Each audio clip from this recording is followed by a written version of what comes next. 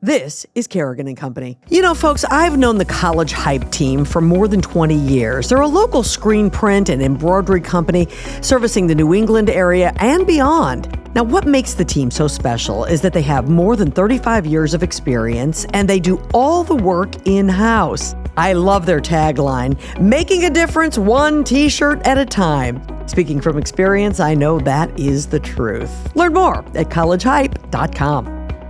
Hey everybody, it's Kim Kerrigan. Coming up on this edition of Kerrigan & Company, some would call him the Music Man. This is Kerrigan & Company. Kerrigan & Company is here for you. Yes, Kerrigan & Company is here for you. Welcome, everybody. Great to have you with us today for this episode of Kerrigan & Company, presented to us by A&B Burger. We got a great show lined up for you today. If you're a music fan, you're going to love this. We're going to take a look back at music. We're going to look at a group that is very popular right now and actually going to be here in our area.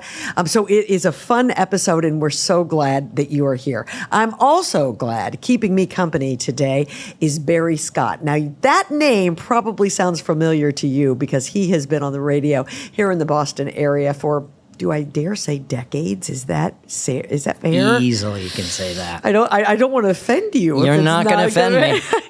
In radio, it is great to be around a long time. Right. He is the host of the Lost 45's, 70s and 80s, which is so great. It's good to see you. Good to see you as well. So Thank you for inviting me. And by the way, not just here in Boston have you been on the radio, but that show's been syndicated on some 60 stations in 60 markets, let's put it that way, across the country. True, including Thailand somehow. Wow. So it's an international show. This music is loved everywhere. Why do you think that's the case? Well, I say loved, it's either loved or hated. Fair enough. So what my show is, the Lost 45's, it's the songs that made the top 40 in the 70s and 80s that were huge, or perhaps didn't get as high on the chart as they should have and were overlooked. We call them should-have-beens. And then they disappeared. So unlike songs from the Eagles or Fleetwood Mac or Led Zeppelin that make up classic hits and classic rock radio that you hear over and over and over again, the day that I went in to buy Hotel California by the Eagles, the album, I came out with Leo Sayer, the album with When I Need You and You Make Me Feel Like Dancing. Absolutely. And a lot of people did. And it's those songs that went to number one-hit wonders, and big artists from the 70s and 80s like the Osmonds, the Partridge Family, Bobby Sherman, the Culture Club, Rick Springfield. That's what this show focuses on. Yeah. So let's go back to the question. Why did people love it so much? I didn't even know they loved it so much. So I wanted to be a DJ since I was 5. It was all I ever wanted to do. And in high school, when you had that aptitude test, everyone got doctor, lawyer. I got radio announcer, oddly enough. And so I went to Emerson College and started the show right away. This show has been running, the same show, in one form or another since Emerson College. Wow. It was while I was there pushing, basically oldies. It was an oldies format. There were no oldies in the early 80s in Boston or across the country, except in New York City, actually. And I noticed that the oldies, the songs that charted that people started calling up for, were the teen idols, were the pop gems, were the You Light Up My Life's, Disco Duck, Convoy, the novelty hits, and the songs that were from teen pop idols. Yeah. And then, before I left college, I started the very first Top 100 countdown of the Lost 45. So this was 1985. Yeah. And that countdown received national press in Billboard, Radio and Records. It was in the Boston Globe. It was in the Boston Herald. So I was one of the few graduates of Emerson to have a portfolio, and I was able to get a job in Boston because of these songs and these artists. Oh, it's amazing. It's amazing. It's interesting you're someone who studies music, so you can certainly relate to this, but, music certainly does have trends. There are trends. And the trends, when I was just a kid, and that's when, we're talking about a lot of these songs in the 70s, they were very bubblegummy and they were very directed at young girls like myself. I think when the 70s began, after the psychedelic era, after the Beatles, after music took itself so seriously, during the Vietnam War, during the Nixon administration, I think people wanted to hear music that was more fun. And initially, it was pretty much aimed at people who had allowance money to spend.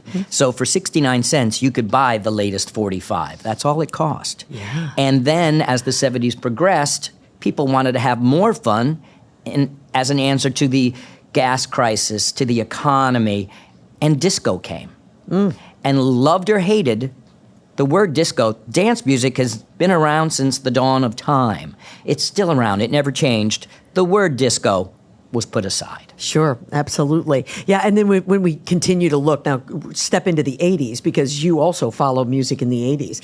What would you say, was the trend then? What are the songs that you're listening to and you're playing on the radio station that were the 80s? Well, I think the trends in the 80s went faster, just like everything else started to do as the decades continued. Yeah. So at the beginning of the 80s, you had the new wave music, and that transcended to Human League and songs that you could dance to as well. And by the end of the 80s, you had hair bands. Yeah. It all happened fast. But through it all, there were still pop songs, there were still teen idols, there was Debbie Gibson, there was Tiffany. It continued. New Kids on the Block. Oh, yeah, absolutely. And they're still loved today. So there you have it, right? So the great thing about the show is that you've also had an opportunity to interview a lot of these people. Talk to me about some of your favorite interviews. Well, there's over 1,000. Yeah, I know. When people ask this question, I know you just go, whoa. I stopped asking the question to recording artists what's their favorite song of theirs, because they can't pick. They're like children. Right. I could pick a few. The very first one was Terry Jacks, who did Seasons in the Sun from 1974. It's a song either loved or hated, but it sold 12 million copies. Jeez. It's one of the biggest selling singles ever. And one day, that song was number one on one of the top 100s, and we're heading to our 40th top 100 this Labor Day. 40th and final. We're gonna rest it. And when it was number one, I thought, I need to go a different direction with this. Let's find Terry Jacks. I had an album, an old 1974 album, and it had a fan club address. And I wrote to it, never thinking all those years later, this was the middle 80s, that I would find that artist. I got a response back by phone, and he was calling from a boat off of Canada, where he was from. And I said, well, what's the name of the boat? And he said, Seasons in the Sun, because that's what paid for it. Of course. So he was the first. And then he knew some Canadian artists that they all seemed to know each other, so I was able to interview a bunch of them. April Wine, Edward Bear, who did the last song, Anne Marie. And then it went on from there to one day, years later, as I probably did 800 interviews, I found that everyone knew everyone. Mm-hmm. And so if you were talking to someone, you'd say, do you know anyone that you play cards with or you hang out with that might want to do an interview like this? Sure. And if the interview was good and they enjoyed it, they inevitably found you someone else. Smokey Robinson told me Aretha Franklin would be a good choice. And I was like, sure, the Queen of Soul, great. And a couple days later, I'm in the shower. My phone rang. And someone said it was Aretha Franklin, and I'm like, it must be her office. So I pick up the phone, and I'm talking, and she goes, I said, who is this? And she said, why, this is Ms. Aretha Franklin. And I could not believe she was calling herself to set this up. That's so fantastic. And I asked her, why are you doing this yourself? And she said something I won't ever forget. If you want something done and you want it done right, you do it yourself. She's a good one. I was going to say that had to have been one of your favorites, That's right? one of my favorites. Dolly Parton, just as sweet and adorable as you'd imagine. Cher, I've interviewed her a few times. You have to actually edit a few from her because she does like to swear. All of them very fun to do. So these folks who, now certainly not those that you've just mentioned, but let's go back to some of these one-hit wonders. What do you find consistently across the board, or is there anything consistent about why they were one-hit wonders? And I've always wondered, if you have a huge hit like Seasons in the Sun, it bought him a boat. Does it buy you anything else? Does it do anything else for them? It's an interesting question. It depends whether you, wrote the song, of which he did. He wrote some of the lyrics to it. But he didn't get credit for it, so he didn't make the publishing. If you owned the publishing and you were the songwriter, you made the money. Yeah. And for one-hit wonders, there were a lot of factors. The running theme always seems to be legal. Really? Problems with managers, problems with the record label. They didn't want another hit. They didn't care. the record management changed while they were having hits, and the new management didn't want them. It usually had nothing to do with the artist or the song. Yeah. Well, was management different then than it is now? Because it seems to me if there's a great artist out there, somebody else is going to grab them no matter what. Was it just a different time in different ways? I think we've gotten smarter. Yeah. I think even the youngsters, like Taylor Swift, have gotten much smarter. Yeah. They know to own their compositions. They know what to ask for. Their lawyers are smarter. Back in the 70s, they would sign contracts that were just horrific. They hadn't learned enough. Sure. And Tony DeFranco might be able to tell you more about that. But I heard horror stories about some people who actually had multiple hits who never made any money except while they were touring. And so that's why some of those artists relentlessly toured. That's where their money came from. So the industry as a whole has changed, do you think? I believe it. Yeah, definitely has. So, I mean, I miss going into a record store, thumbing through the 45s or the albums, looking at them, looking at the pictures, looking at who wrote the songs, who sang on the backup, that Linda Ronstadt might have sung on this track we didn't know. Right. Watch the lyrics, when they were recorded, what studio, who the producer was, who the writer was. You don't get that in an MP3 or a download, and I think that's missed. Yeah, I agree with that. It's fun to have it in your hands. You said something before we went on the air that I just stopped, and you said something about buying a 45, and you said here on the air, 69 cents, and it bought you the record. But I forgot about, there was always a flip side, so you'd wear one side out and flip it over, and maybe you liked that song, or maybe you didn't. Some of those flip sides were pretty good. Yeah, and absolutely. some of those flip sides, we just did a recent show of B-sides, flip sides, that became the hit. For instance, we wouldn't know about I Will Survive by Gloria Gaynor if they hadn't flipped it over, because that was the B-side. I didn't know that. The original was a song called Substitute, and DJs liked the other side better. Wow. And that happened enough for a 3-hour show. Yeah. Do you think DJs were more instrumental in making people stars back then? Oh, DJs were more instrumental at everything back then. They had some power. Right. At times they could play what they wanted. Yeah. With consolidation in radio, there is less and less. And matter of fact, I am lucky. I am still doing a radio show that I get to play basically what listeners want. Sure. But I'm the last of a breed. Yeah. It does not exist in corporations that tell you what to play. Yeah, well, nobody's flipping over, saying, I think I'll play the other side. Everything's automated now. And I don't think there's a flip side of an MP3 anymore. No. I think you're probably right. Listen, I know you wrote a fabulous book. We're going to talk about that a little later in the show, if that'd be okay. But we do something here, and it's called the College Hype Fast Five. Okay, we rapid fire questions at you to see what your response might be. College Hype, making a difference, one T-shirt at a time. Visit collegehype.com today. Are you ready, my friend? I am ready. Here we go.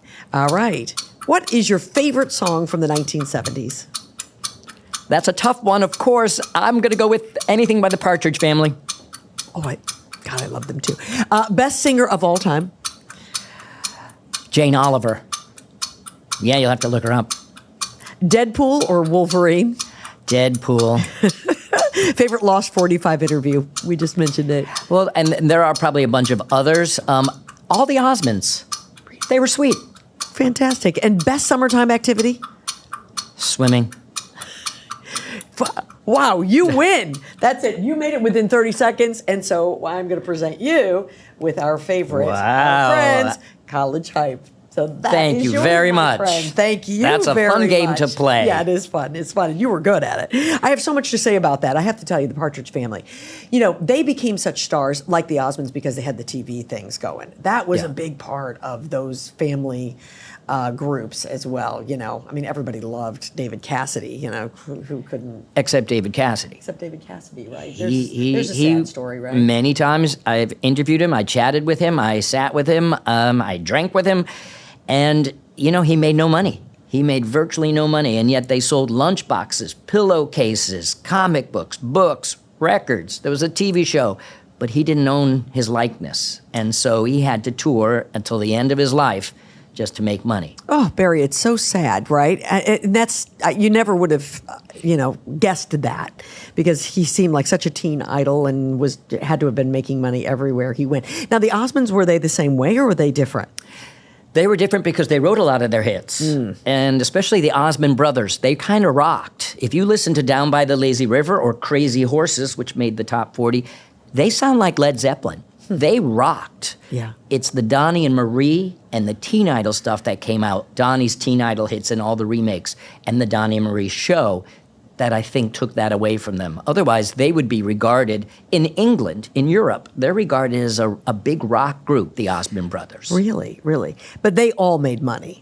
They made money. They were yes. smarter, or they had someone who was able to work deals for them that Between worked out. songwriting, they owned a recording studio and a TV show that they did for many years. They made money. Yeah, I think it made all the difference. And as you said, now people have gotten a lot smarter and they have figured this out, which is great. That's really good. All right, listen, we're gonna talk about a musical group that is coming to the Boston area very soon.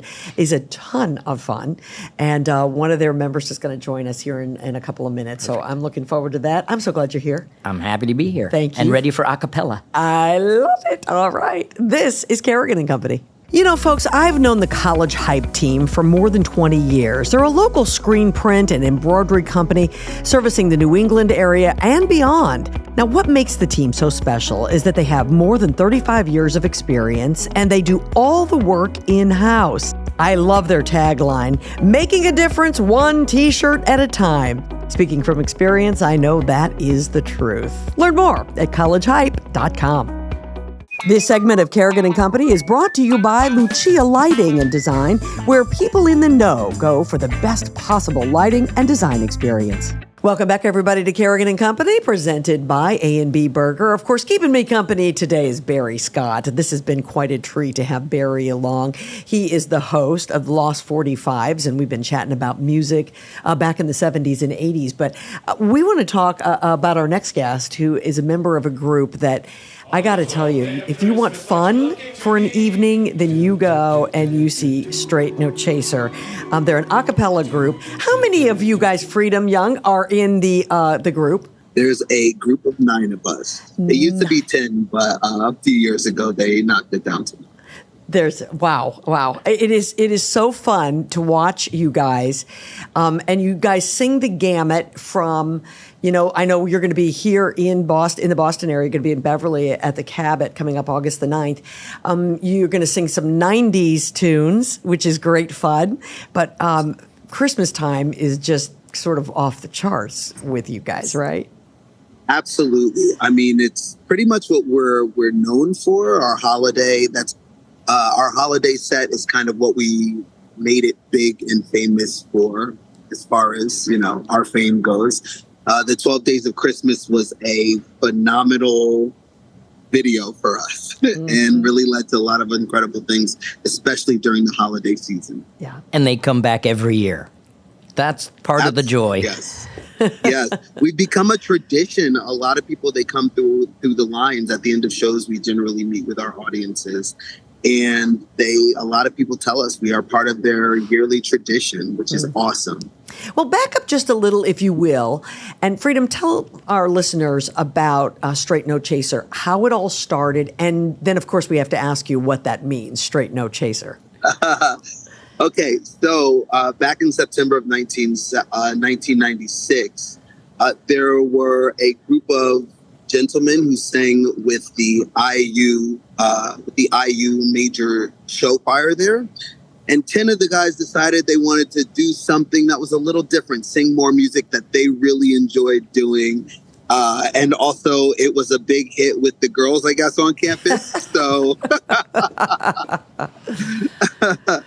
so it kind of just started out as something to do with friends, a way to spread some harmony and just, have some fun with some buddies.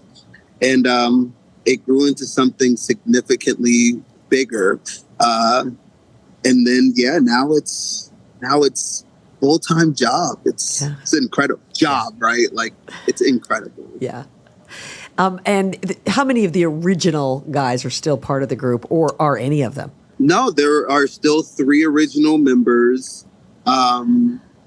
Yeah, I guess after a while, everyone has children in the group except for one of us. So, as the children get older, the tour life can get a little more difficult and we want to spend time at home. But there are still 3 original members. That's great. So let's talk about you, shall we? Now, you are the newest member of Straight No Chaser. Oh, well, we didn't get to. Wait a minute. What is Straight No Chaser? What does that? Oh, that's right. So Straight No Chaser is a very famous Thelonious Monk jazz standard. We had no idea there was any alcoholic connotations at all. Right there on campus, and they had no idea of that part of it. No clue, no idea. And that's why the rest of the albums are named things like. People can look it up, but the albums all have a little interesting twist. The new EP we have is called 90s Food, so. There you go. Okay. So which artist from the 90s do you get to sing? Is Alanis Morissette one of them? There's a lot. I mean, there's so many different types of artists from the 90s, ranging from, hip hop to like grunge to boy bands. So, we touch a little bit on all of those things. We do a little Metallica. We do a little, we do a little Metallica. We do a little TLC. We do a little Backstreet Boys. We do a little Alanis Morissette. It's really all over the place. I think there is literally something for everybody in this thing. You mentioned the Backstreet Boys, and after doing a little research on you, you have a connection to the Backstreet Boys. Tell us about that. I do. Back in 2014, I was singing with another group, and we actually opened for the Backstreet Boys, 30 shows through Europe. Wow. Which was incredible. Also just to see veterans who've been in, superstars. There's something about seeing people who've done it for a long time just execute with such ease. You know what I mean? It's really incredible. You also were a regular on Comedy Central. I was. Wow. Oh my goodness. You've done the research for sure. Regular is I would say I've been featured on a few episodes. We did 3 episodes over the course of maybe a year and a half. And those were great times. It was really fun working with Jon Stewart. And that whole team is just phenomenal. Oh, that's unbelievable. Yeah. All right. So let's talk about your part in this this group. Are you a bass? Are you a tenor? Where do you fall? No. So actually, I am the vocal percussionist. So I do a lot of the drum sounds that people think are like a track, which is a huge compliment to me. If people think it sounds like an actual track, that means I'm doing my job. Very impressive. Very impressive. Are you having a great time? I'm having a wonderful time. I couldn't imagine a better situation. Yeah. Our producer said he mentioned the movie's Perfect Pitch. Do you think those movies have had an influence on, people's or just Straight No Chaser's popularity? Or Glee? Yeah. Yeah, both of them. I think they all kind of, they help. Anything that helps put a little spotlight on our genre, which is pretty niche. Anything that can be mainstream really does help us. I think Pitch Perfect was huge. Massive. That definitely helped, as well as Glee when the Warblers, I believe it was, they came onto the scene. And it was just an element that I think people didn't realize they would enjoy. And then it just opened up a brand new market for us. Maybe like a younger market even, Yep. Well, I just want to tell everybody, if you're not familiar with Straight No Chaser, you need to look them up and you need to get to the Cabot in Beverly on August the 9th. This isn't like barbershop quartets. This is something very different, and it is a ton of fun, and it is fabulous music. It's really impressive, Freedom. Oh, thank you very much. And yes, it's going to be an awesome time. It's such a fun show. We've gotten amazing, incredible feedback on it. People really love the 90s vibe. Fantastic. All right. Best of luck to you and the group, and we'll see you here in New England on August the 9th. All right. Excellent. Looking forward to it. All right, everybody. We've got more music yet to come your way. This is Kerrigan and Company. Longer days that melt into warm summer nights. It's my favorite time of year. You know, I love to spend time on my patio with family and friends, or just curled up in a chair with a good book. However, you can't read or entertain in the dark.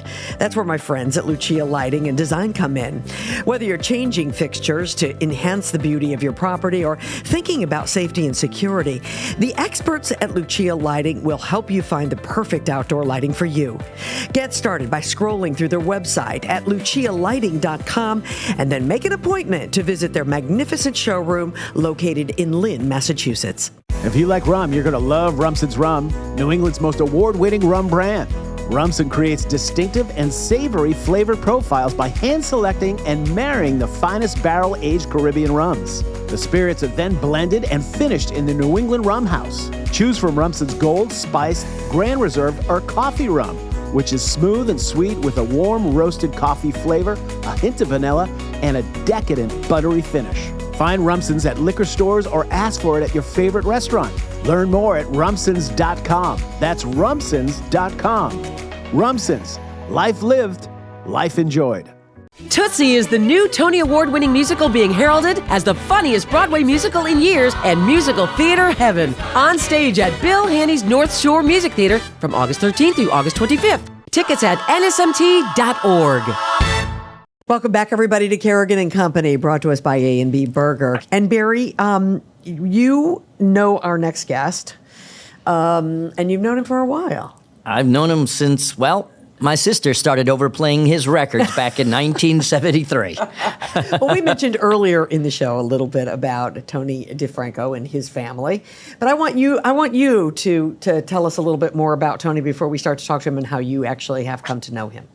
Well, on my show, The Lost 45's, Heartbeat, It's a Love Beat by the DeFranco family, featuring Tony DeFranco, he gets billing, was the first number one on the Top 100 that we did back in 1985 at Emerson College. It is one of the few songs that has remained on the chart all 40 years. Wow. I guarantee you it's on this Labor Day, too, for the 40th. It has never gone away. There's a special place in listeners' hearts for this song, this group, and this guy. And I think part of it, and I know he sometimes downplays this, his vocal performance on most especially Heartbeat's a Love Beat is stellar. Tony, thank you so much for being with us. So great to see you. Well, thank you for having me on your show. And Barry, I had no idea. 40 years, it's at the top. I love that. Yep, it's loved. Why do you think it's so loved? You know, that song has legs that just keeps on giving. It was featured in Handmaid's Tale, most recently in the series The Sympathizer with, what's his name, Robert Downey Jr. Yeah. And it played for a full minute, and it's incredible. I mean, it just keeps coming back. I love it. Well, you know, I can totally understand because when there was talk that you were going to be on the show, I went back to listen, and I was one of those 10, 12-year-olds who thought you were just the bomb and played it over and over and over again. And when I hadn't heard it for years, and when I went back and listened to it, I was like, I remember why, you know, once we hit that chorus, man, you just start dancing. I was dancing in my kitchen. So it's still great fun. Yeah, it takes people back to an era, to the time at that age. You know, they always say that girls never forget their first love. Whether they ever met me or not is another story. But that song is so infectious. And, you know, Barry, I'm sorry that your sister played it over and over and over. I don't know if you broke the record or not. I still am a fan. I still love the song. You know, Thank you. One of the great things, too, is you go back then and you start to look at, you know, now we have the beauty of YouTube. So we could go back and watch. And you guys were, you know, one of those original fabulous families that danced together on stage. And I think that was also part of the allure of all of you at that time, something that maybe we don't see so much of anymore. Yeah, you know, I look at what's being released now, and everything seems so overprocessed, overproduced. You don't really know if some of the artists can sing because they're being fixed in the computer. They can sound completely out of key. And so Barry, thank you for complimenting me on my vocal, because I tell you, I worked hard on that, but I did have good pitch. And when I was doing something wrong, the producer would correct me, and we had to fix it there. There was no computer to fix it. Right. It was like, go back, we're going to punch that in, that line, that word, that whatever it was.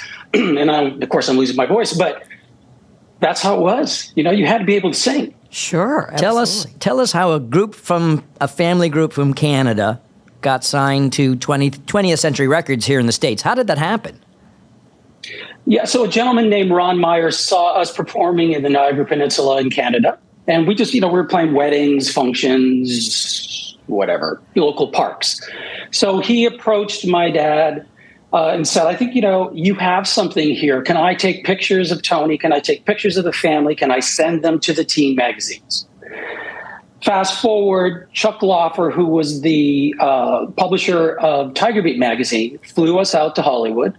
We auditioned for him, and within months, we were in the studio. And I say months, it was probably 6 months to 9 months, I don't know. We were in the studio recording Heartbeat and 3 other songs. They took it to 20th Century Records, and the president flipped out, supposedly jumped on his desk with his cigar, was like, we got something here. This kid is good. So that's how it was. One of my favorite stories is when you returned home to your neighborhood in Canada, how your friends treated you after you had a huge hit. Yeah. So, they had a parade for us, and, you were just another kid in the neighborhood. You played street hockey, or at least I did. You rode your bike, and all of a sudden everybody was surrounding you. They wanted to touch you as though, it was odd. It messed with my head, I'll tell you that. I'm like, what's going on? You're just my buddy. Yeah. But they tripped out, they flipped out, and I guess that's stardom, right? Yeah. It's a lot for a 13-year-old. It is a lot. Absolutely. It was a lot to absorb. So I eventually, because everybody wanted a piece of me, and everybody tells you how great you are, right? You start believing that and everything. And then I got defensive, and I built walls up around me.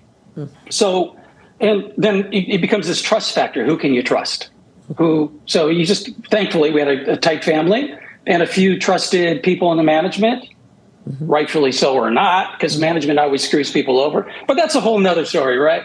Well, that's a story actually I wanted to talk to you about, because first off, Barry and I were talking about the fact that you were represented by a publisher of a teen magazine. And right.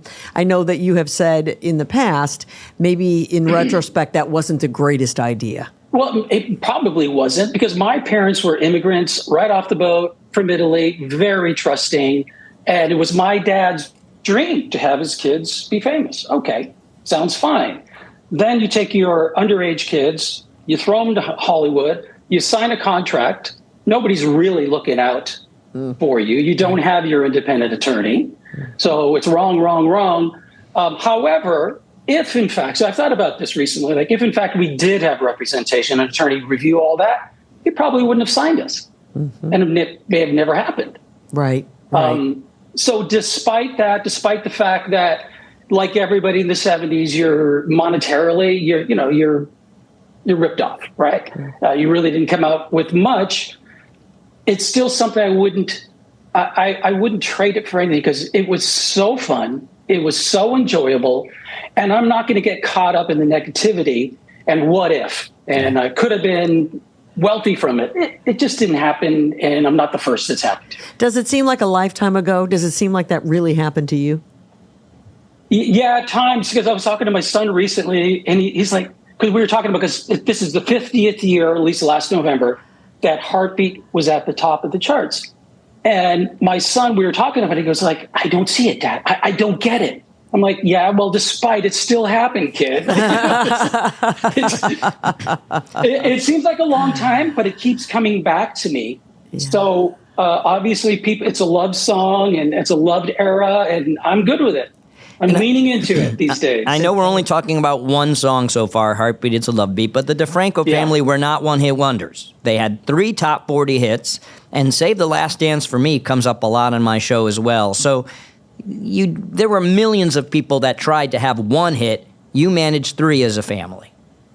Right. Yeah. So when sometimes people use that phrase around me, a one-hit wonder, I'm like, I either just smile and I ignore it. I'm like, yeah, I beg to differ. We had 4 on the charts, including another song called "Write Me a Letter." Can't remember how high it got, but it's a lot of effort, because you have to think about, over the decades, how many artists get past that first album and make it. You literally can count on 2 hands, the big artists, and everybody else are going to have one hit.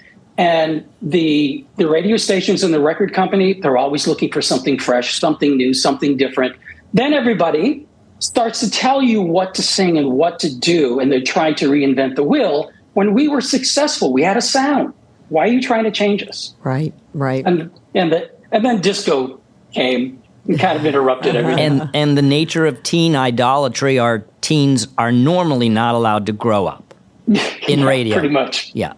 Yeah, absolutely. Yeah, very few of them did.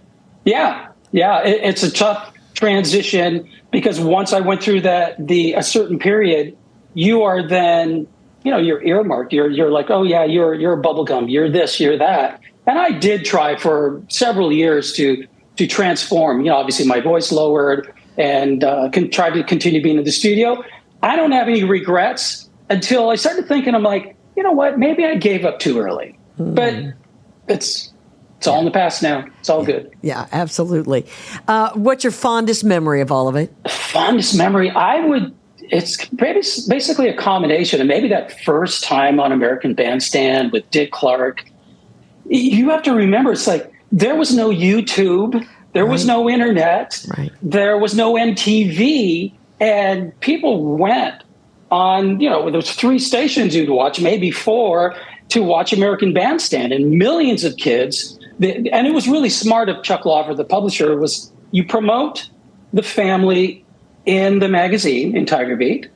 Little girls would walk to the store, buy the magazine, and it fed. It was this, then they go buy it, and then they'd call the radio stations. It was Absolutely. The only way to do it back then. Yeah. And it's my understanding that your American Bandstand appearance, the first one especially, was one of the most loved. When they got fan mail that week, they were amazed how much fan mail they got. It's still a record from what I understand.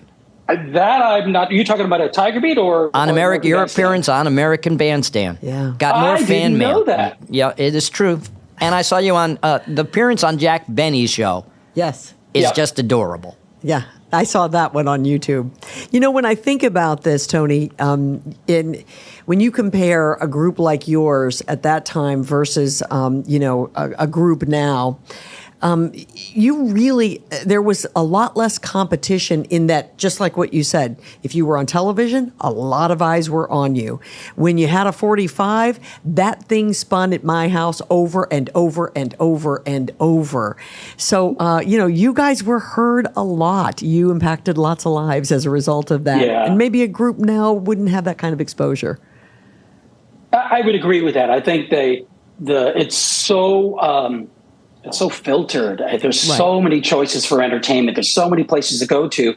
So it's not as concentrated down to a few sources. Yeah, absolutely. Well, listen, the song is great. I think you guys should push. It's 50 years. You need to push to try to get DJs to play it again. I've never stopped playing it.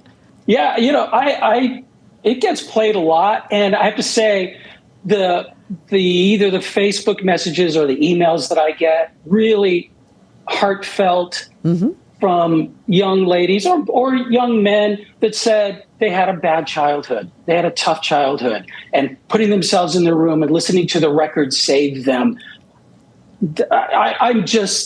My jaw hits the ground when I hear that. And to this day, I get emails like that. So it's a good feeling. You bet it is. Absolutely. You've had quite an impact. There's no 2 ways about it. Tony DeFranco, thank you so much for being a part of Kerrigan and Company. Thank you, Kim. Absolutely. And Barry. Good I to appreciate see you having me on. Good to see you, Tony.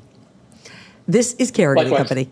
Tootsie is the new Tony Award-winning musical being heralded as the funniest Broadway musical in years and musical theater heaven. On stage at Bill Haney's North Shore Music Theater from August 13th through August 25th. Tickets at nsmt.org.